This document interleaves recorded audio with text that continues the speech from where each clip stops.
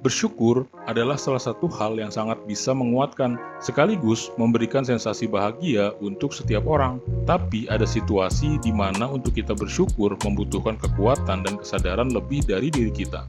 Bersyukur saat kita diberi anugerah itu gampang men. Tapi ketika kita sedang dihadapkan dalam keadaan yang krusial, penuh tekanan yang tidak mengenakan, adalah saat dimana kebanyakan orang lupa akan pentingnya bersyukur. Lalu, bagaimana caranya kita tetap bisa bersyukur di saat kita dalam keadaan sulit, di saat kita ditimpa bencana dan musibah? Di video ini, gue mau berbagi tipsnya, dan asal lo tahu men, ketika bisa bersyukur di saat ditimpa bencana, bikin kita jadi lebih kuat, bikin kita punya tenaga ekstra untuk bangkit dan melewati bencana yang menimpa. Berikut mindsetnya. Yang pertama, yang menentukan hidup kita bukanlah hal yang terjadi ke kita, tapi bagaimana reaksi kita menanggapinya. Di sini gue coba berikan analoginya. Misal gini men, ada dua orang yang terjebak macet, padahal buru-buru ada meeting penting di kantornya. Orang pertama marah-marah, panik, uring-uringan gak jelas. Orang kedua tetap tenang, manfaatin waktu tadi buat browsing informasi penting. Dua-duanya akhirnya sampai kantor dalam kondisi telat.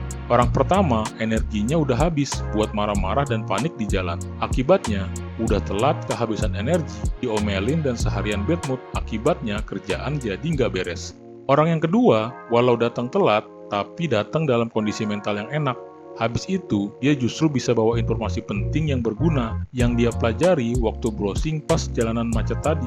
Dia datang telat, terbayar karena hal ini. Paham kan men? Seburuk apapun hal yang menimpa kita, kalau kita bereaksi dengan biasa-biasa aja, nggak lebay, semuanya akan dalam keadaan yang masih sangat terkontrol.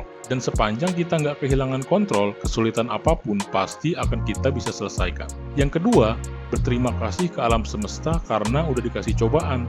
Lo berterima kasih bukan cuma karena anugerah dan kebahagiaan, tapi juga karena musibah dan bencana yang lo terima. Lo wajib berterima kasih karena bencana dan musibah adalah sesuatu yang bikin lo kuat.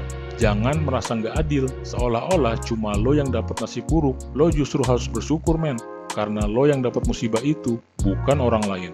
Artinya, alam semesta udah memilih lo untuk ditempa dan dijadikan kuat. Percayalah men, cowok-cowok terhebat dalam sejarah umat manusia adalah cowok yang berhasil bangkit dari bencana dan musibah paling berat. Yang ketiga, sebelum tidur, beranggapanlah kalau saat itu adalah saat terakhir lo.